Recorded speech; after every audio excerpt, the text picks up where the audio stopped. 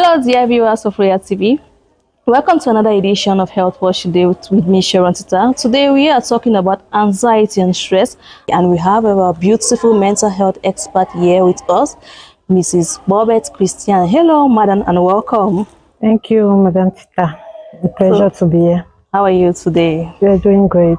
So now let's dive into our topic for discussion. I know our viewers are eager to know how to combat stress and anxiety. So now, what are the signs and symptoms of stress and anxiety?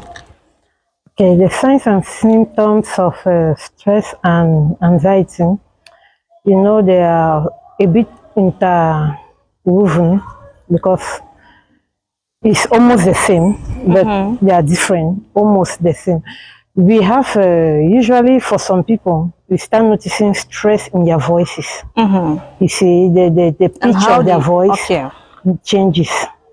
Somebody that usually speaks normally, the pitch will go a tone high. And when someone notices that, what can the person do to calm the person on the other hand? Yeah, what you try to do first is to understand what is making the person to be stressed out.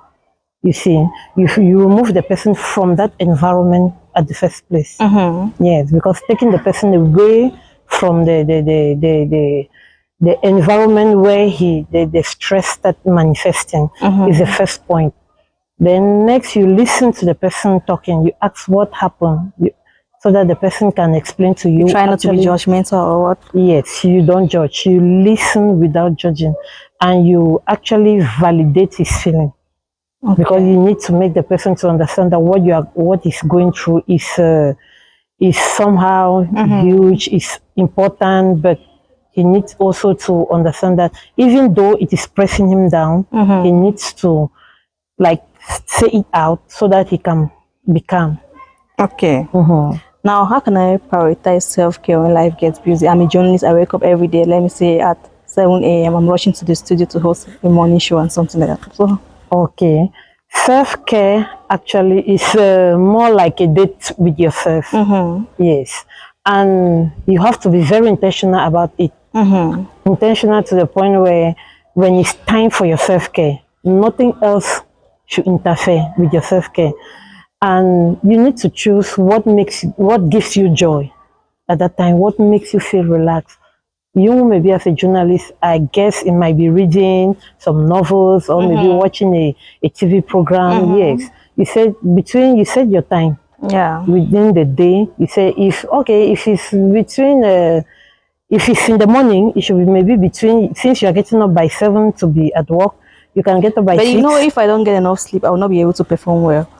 Yes, also you have to get enough sleep, and you schedule your day. It can be actually also within the break when you are as you are at work, when you have a break. You see, 10 to 15 minutes, that's good enough. You can be there, you take a novel, you read, or you do maybe you listen to music. Yes, you draw, you write, all depends on you. And once you are doing that, you make sure that what you do gives you pleasure. Because once you don't derive a pleasure from it, you cannot be relaxed. Yes. So what about someone that sells in the market? How can the person try to prioritize self-care with all of the stress the customer gives the person and so on, you know? Yeah, also we are in an African context. Yeah, you did well to ask that question. In an African context, you know, when you go to the market to sell, it doesn't mean that you have to be tense at all times. Yes. There are some customers, let me take, for example, my husband, when he goes to buy, he loves making fun. You see? Yeah. So when he comes to you to buy, mommy, how much? 500. Hey, mommy, 200 grand we give you for free. You can't give it for 500. You don't give it for 300. You see? By so doing, unless you are that kind of person that don't know how to laugh, you see, he has given you an opportunity to relax. Yes. You see, and forget about the worries you were going through. Yes, and you can be in the market also. You can be you have your phone with you, obviously. You can be listening to music while attending to your customers. Okay. Yes. So now, I want you to like differentiate between stress and anxiety. What's the difference? I think the two are related somehow. I don't know. You're the health expert, yeah. Yes, the two are related, but they are also different. Stress is more like, let us say, stress as a response to danger. Okay. Yes. So when you are faced to danger, you are stressed up, right?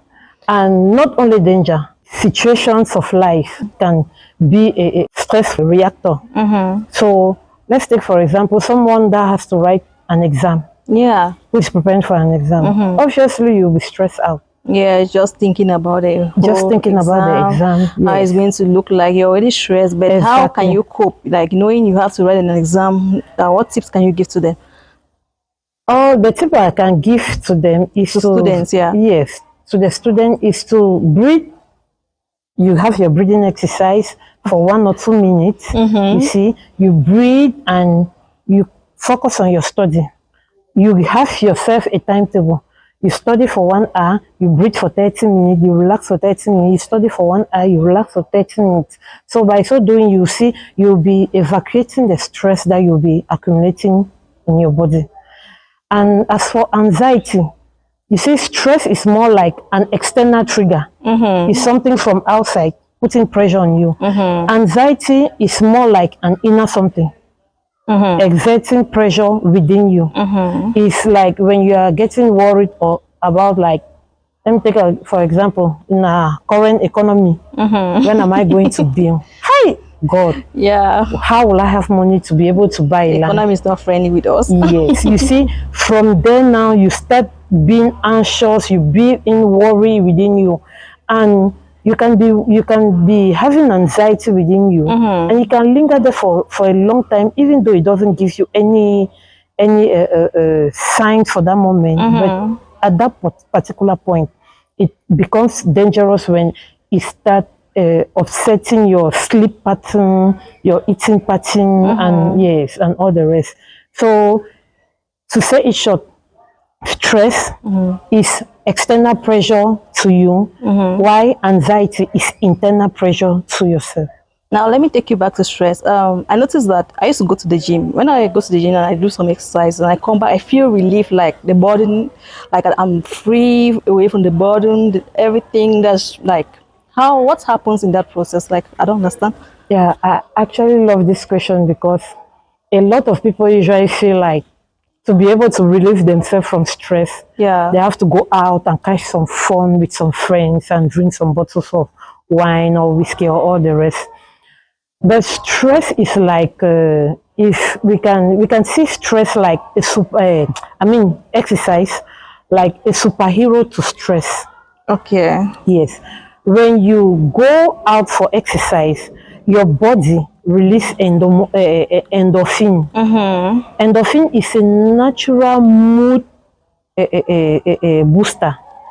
So when you do it and the endorphin is being released, you see that you become happier, you become more relaxed, and everything moves smoothly. And also when doing the exercise, you reduces cortisol in your system.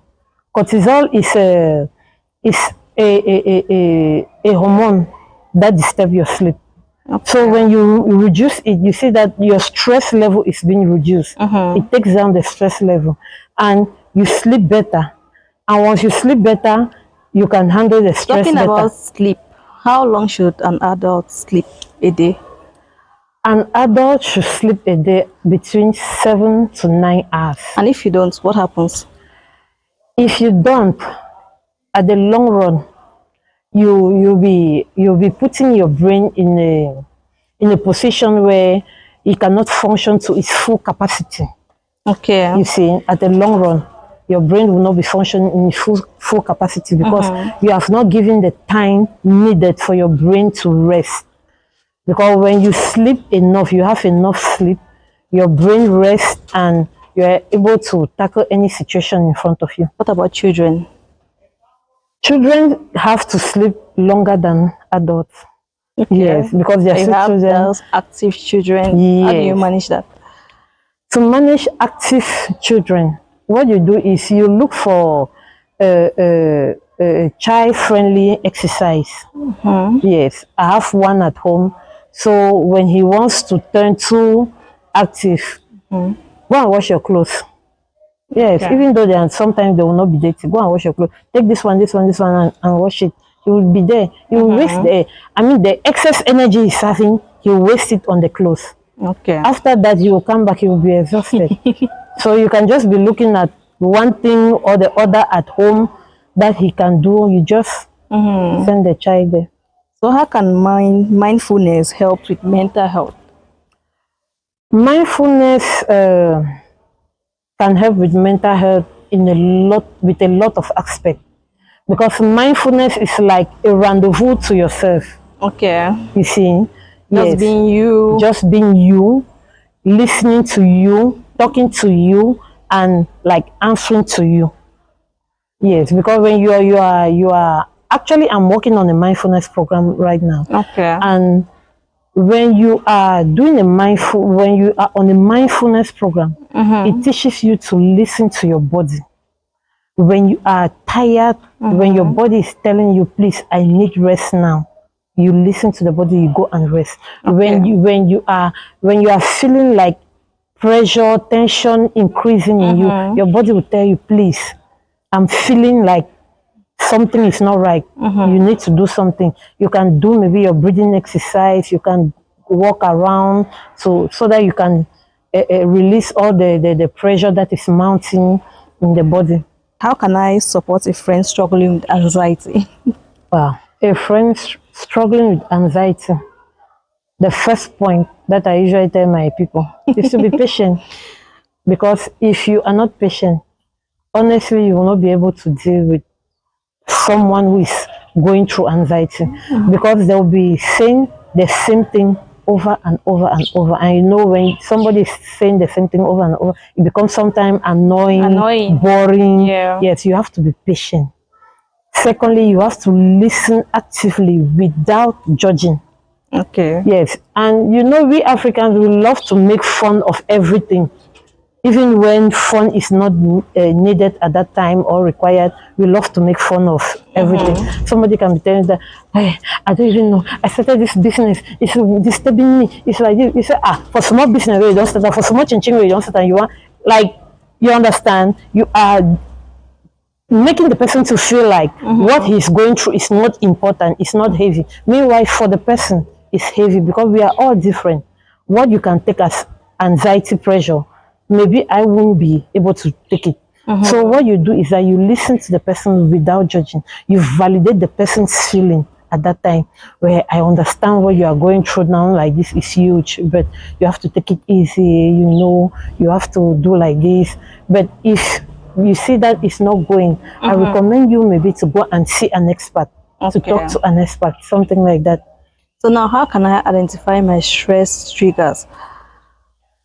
Okay, stress triggered like anxiety. They are almost similar. Yeah. Even though I said before, stress is external pressure to you, and anxiety is internal pressure to yourself. You know, to be able to identify it, the first thing you do is journaling. You have to write down whenever you feel stressed up. Okay. You have to write down what actually happened. Where was I? How did I feel? How was I thinking? What was I thinking? You see, when you put all down in a written form, and you reflect on the other event where you were stressed or anxious, you will see, when you will be reflecting on it, you will see there will be some similarities. You might say that, oh, maybe it's when I had to go for this TV program, I started feeling stressed. When I wanted to do this particular event, I was feeling stressed. You see that stress or anxiety might be generated by the preparation for this event or for that particular event. So what are the advantages of identifying a stress trigger? The advantage of identifying it is that you are, how can I say, it's just like, you know, let me take it like, You know, a mosquito will give you malaria, right? The advantage of having a mosquito net is that you will not have the malaria.